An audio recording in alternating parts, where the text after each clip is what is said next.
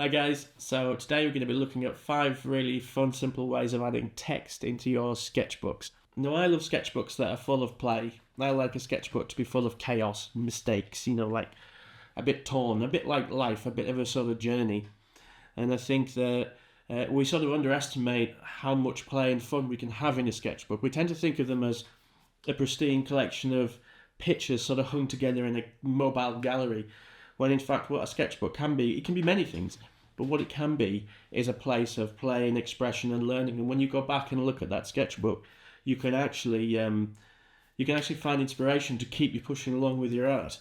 People often talk about adding text or text in drawings, but it's more from a technical point of view, or how to do calligraphy, or how to do specifics within art, or how to do specifics for illustration or sort of technical drawing.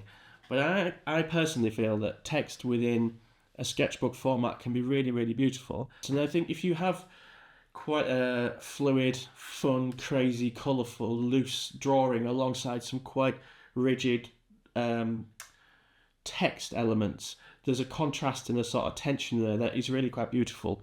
I know I'm waffling, I do this. I've got a question for you. Now, I'm nearly 50. Am I too old for a baseball cap? What do you think? Put it in the comments. I can't decide. I love a baseball cap, but I think maybe tweed, waistcoat and a pipe. Tell me what you think. So, back to it. Or as we say in Yorkshire, let's gan to it. Okay. So, 5 reasons why text is great in sketchbooks and how to apply text and start putting it in your sketchbooks. I keep saying sketchbooks. Sketchbooks. So tip number 1, labels and notes. Now a lot of this kind of comes a bit from my product design background. So some of you might be unfamiliar with some of this, but I really want you to, I want to introduce you to some things that you perhaps haven't thought about before. Labels and notes are a great way of adding some fun and illustrative elements to a sketchbook. I find it useful to play with different styles of notes. There's different leading line types. This is a sort of straight line type where you can go along and then down and then put a dot or an arrow on the end. You can also do a sort of wobbly leading line. I call these leading lines. I don't know whether that's the right term for them.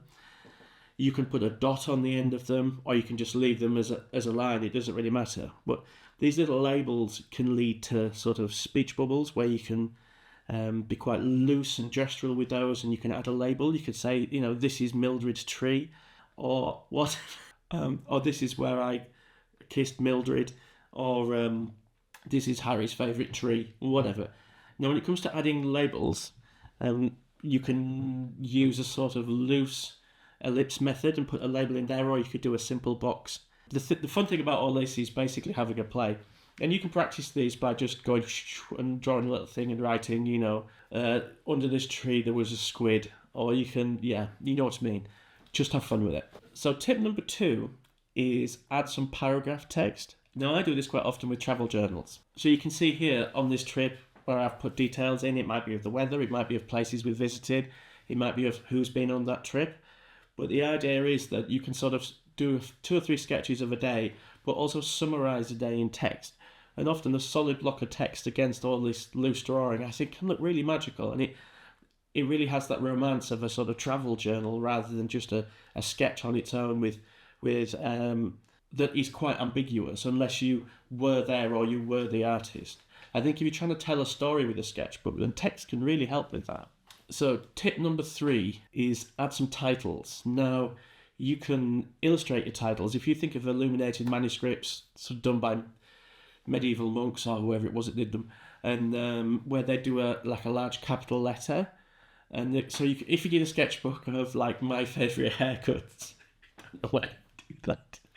Okay, so we'll go with that. My favourite haircuts. So you could do a capital M, and you could sort of decorate that with some pictures of scissors or whatever.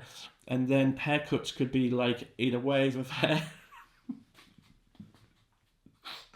We're going to do this. I'm going to show you. So my favourite, I'm losing it. So tip number 4. So this is a step on from titles. So instead of titling a page or titling the front page of a sketchbook, why not title or draw on the cover? Now, a lot of sketchbooks unless you use sort of stickers, and if they're that sort of fake leather or leather on the front, quite difficult to draw on. But a lot of sketchbooks are actually linen. And I can show you some examples here of sketchbooks that I've decorated front covers. You can use a white chalk pen, you can use a fountain pen, you could use whatever. Like I have boat books and things like that, and I will draw some boats on the front cover, just doodle.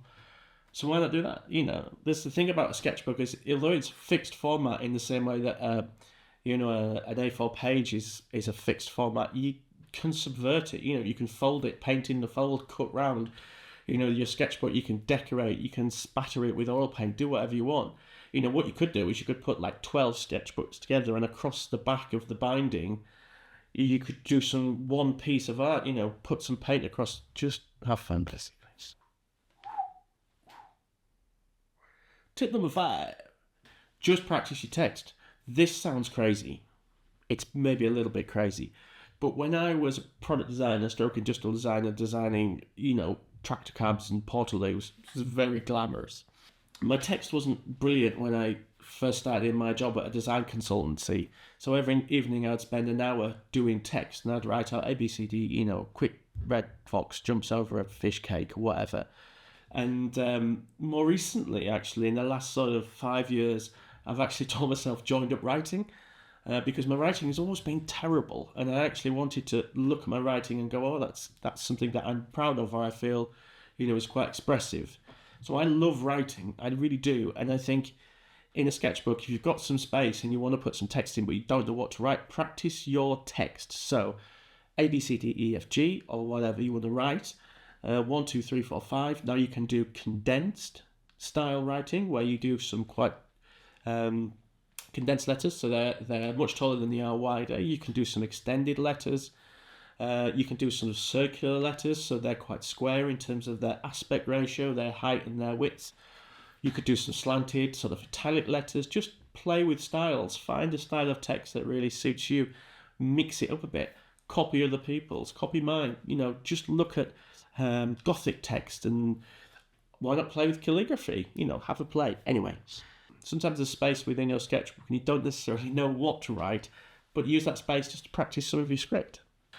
So there's a bonus tip coming up for you, but before I do that, I just want to thank, as always, my patrons and my YouTube crowd. You really keep the lights on, so thank you. So bonus tip then. Do you have a signature that you use for your art? Not for signing checks.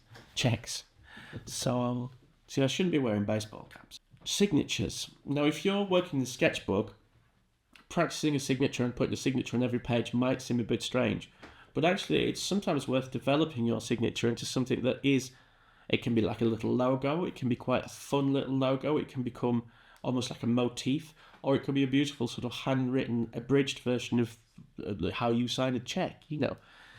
But why not in the back page of your sketchbook, have a play with signatures, have a play with maybe it's a logo or a beautiful piece of script, but it definitely is something that you can practice, and you can actually come up with things that are really quite beautiful and also quite distinctive. Now, my logo is really a bit of a throwback to my industrial product design days. You know, I think there's elements in it that definitely feel like the sort of logo that I would have put on the side of a tractor, which is quite happy for me because, I'm quite comfortable with tractors.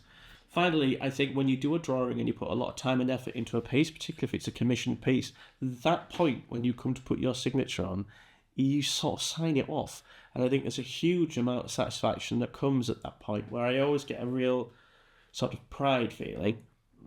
Yeah, sometimes it's a bit like, oh, I'm just glad that's finished. But most of the time it's like, but I'm still proud of it.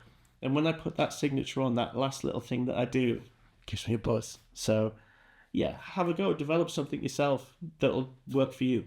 So if you enjoyed this video, there's going to be a link up here to a playlist of some of my sketchbook tours, so you can have a look through those, and I hope you enjoyed it and got something from it, and have a try of some of this stuff, and we'll see you again next time. Bye bye.